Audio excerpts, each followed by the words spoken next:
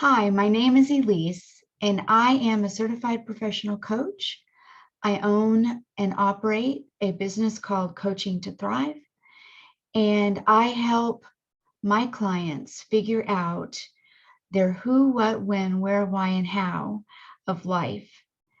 By that, I mean that sometimes we need someone to partner with us to help us figure out the things that are confusing or difficult or unknown, and we need a helping hand. And that's what I do. This particular series is on trauma. A number of months ago, I introduced this series on trauma, and there has been a long break on my content. I needed to step away and take some time to really understand trauma from a different viewpoint. There wasn't anything wrong with my viewpoint, but I wanted to expand my own personal knowledge so that as I gave these videos out, I made sure I was coming from a space that didn't slide between helping modalities. I'm not a certified or licensed counselor or therapist, and I wanted to make sure that the space that I was in was a coaching space and that I didn't end up in a space that I have no training in. So what I do is help my clients figure out all kinds of different things. And one of them is trauma. I specialize in trauma. I help my clients figure out where they might be experiencing trauma. Sometimes it's a matter of helping them figure out whether or not they need to talk to a counselor or a therapist. I often do work in conjunction with counselors and therapists for my business in order to help people live where they're at and move forward while they're working with a counselor or a therapist to deal with the root of where that trauma came from in the first place.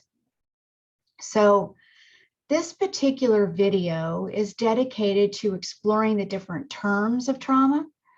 Sometimes we don't want to call what we're dealing with trauma. That word can be scary for people. It can cause us to feel like there's something wrong with us. Some people don't want to use that word because it implies a mental health issue that they just can't accept.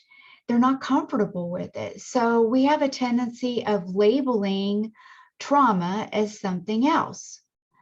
We do that with a lot of things in life.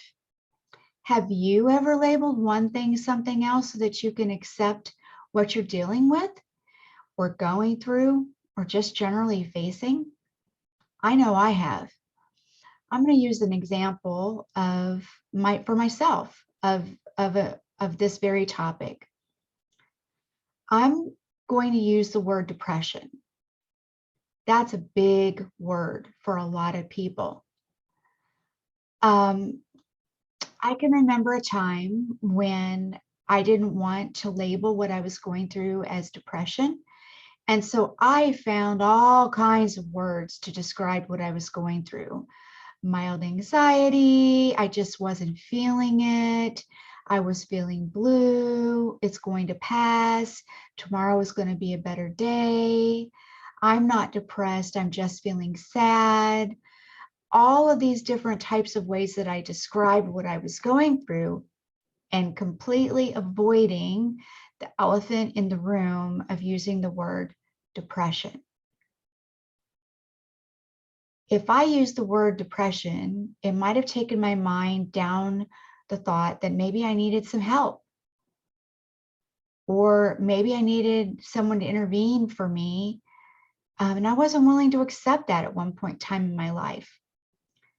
I also didn't want anybody else to think differently about me because I was struggling with depression. I wanted others to think well of me, and the way that I defined that thinking well of me was not being depressed, maybe just being blue or having a sad day. I didn't want to be thought of as a person struggling with depression, so I labeled it something else. for myself and for others. So anytime someone would ask me, you know, Elise, you seem to be pretty sad today. You seem to be pretty blue today. You seem to be that a lot. Are you sure you're not struggling with depression? And I would be like, oh no, I'm not depressed. I'm just having rough days. I did not want to label what I was going through as depression. And we all have areas of our life that we label what we're going through as one thing when really we're dealing with something else. So let's talk about different ways that we might label trauma.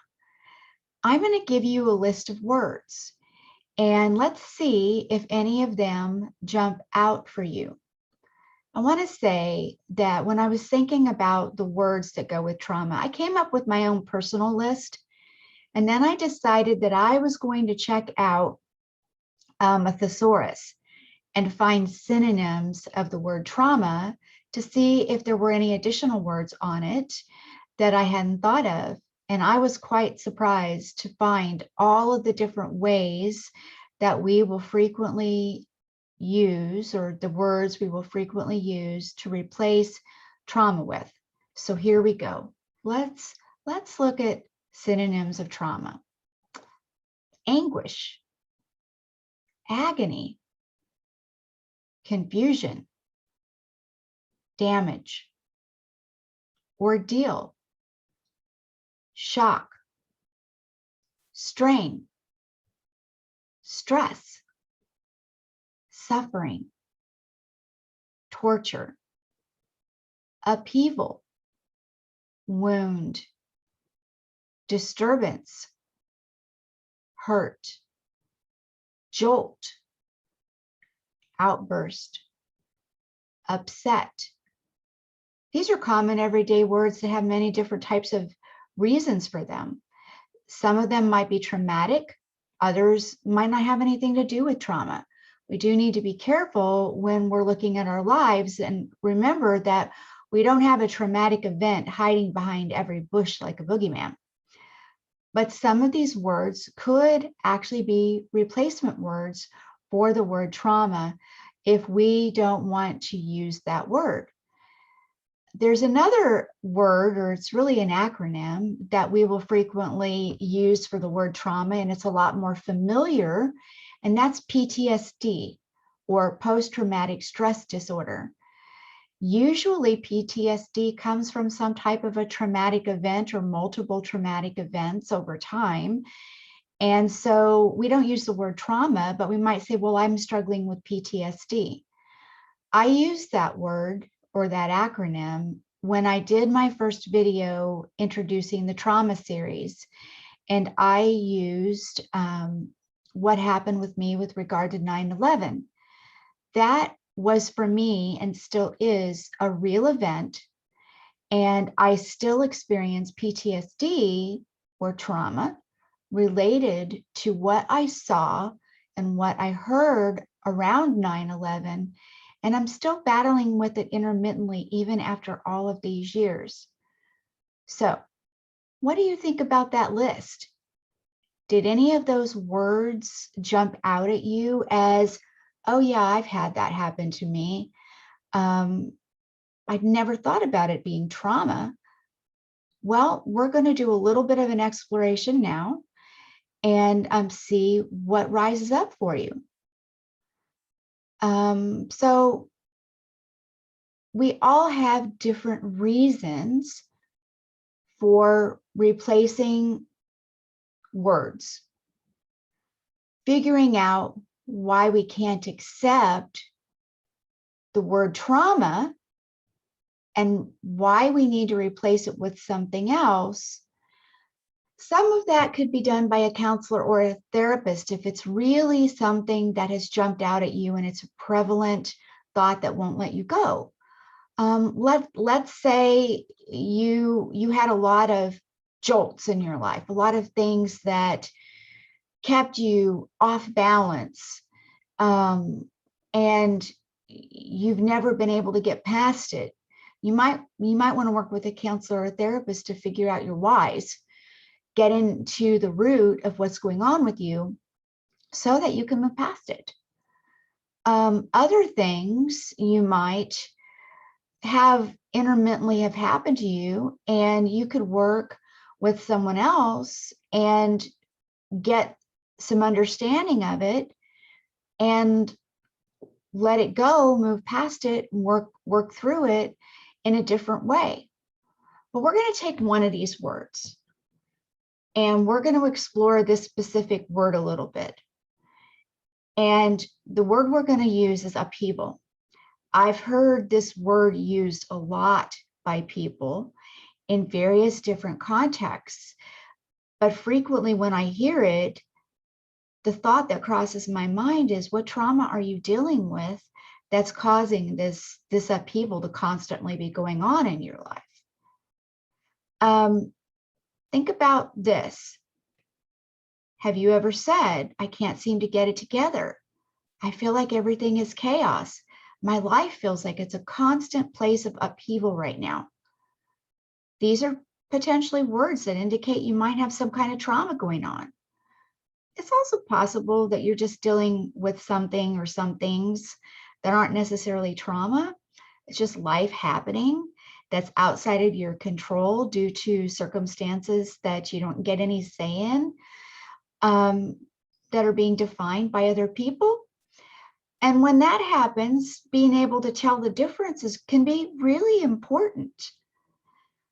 So figuring out, are you going through a trauma or is it just life, can really help you to know what you want to do with it next.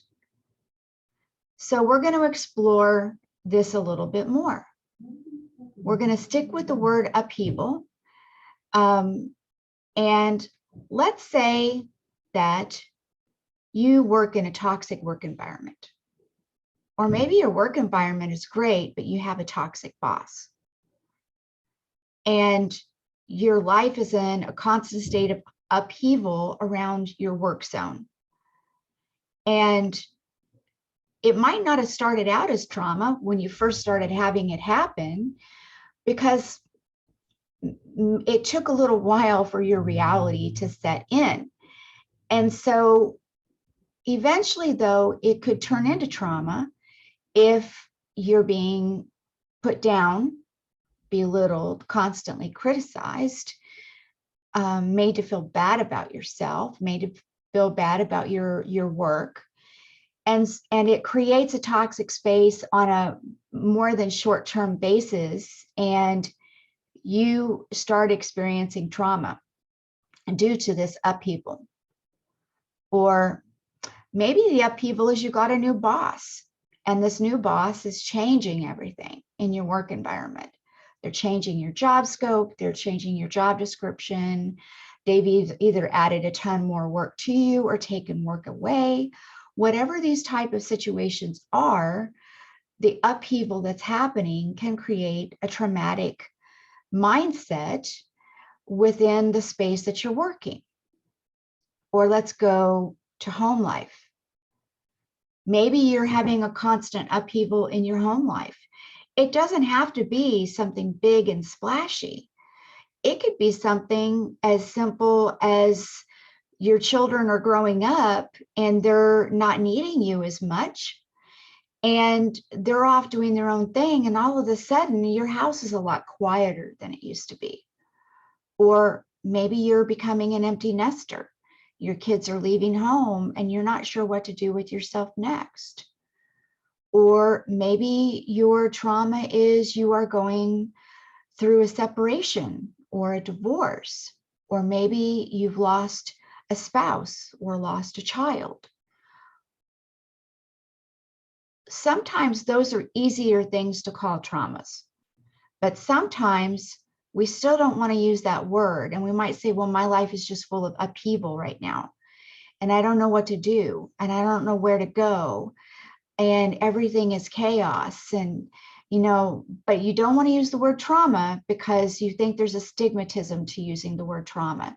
So you do everything you can to find another word to replace that word trauma with, so that it doesn't seem quite so bad. So what do you do with that? when you go through it? How do you come to a place of awareness that what you're dealing with is trauma, and acceptance that it's okay that you're going through that, that's what it is. And therefore, if you become aware, if you accept, then you get to enter a different space. You get to figure out what you want to do with it next. What do you need to do with it? What do you want to do with it? And how you're going to get there. And when you're going through traumatic situations, regardless of what you are calling it, we all sometimes need a helping hand. We need a listening ear. We need people who care. We need people who are able to help us navigate the situation so that we come out on the other side so we can thrive. And we don't want to live a life that is just a surviving life. We are all going to have moments where we're just going through the motions and surviving. But if we can increase our amount of time thriving instead of just surviving, enjoying our life, being grateful for our life, being grateful to live and breathe and do the things that we would like to do if we weren't battling with the trauma that we're going through constantly, well, that's the goal of life. It's to live in a space where you own who you are, you own what you're dealing with, you accept it, you then also figure out a way to choose what you want out of your life and how to get there. And while this isn't really intended to be an advert, that's what I do. I partner with my clients from a place of heart that says, I'm in your corner. I want to be there for you. I want to help you navigate this. Let's figure out what you've got going on. Let's figure out what you want. Let's figure out how you want to get there. And we'll partner together and we'll see what we can do for you to thrive and not just survive. So in the description is the link to schedule a complimentary session with me if you'd like to talk about it more. And if not, that's absolutely fine. I'm hoping that these videos will help you figure out some ways in the trauma series that you can identify trauma, explore it, figure out what you need to do to let it go and to move on and to come into a place of thriving. So that's the end of this particular video. My hope is that your week shows you ways to thrive in the midst of a busy, chaotic, sometimes traumatic life. And I look forward to presenting the material for next week. I just wish you all the best and take care of yourself, and see you then.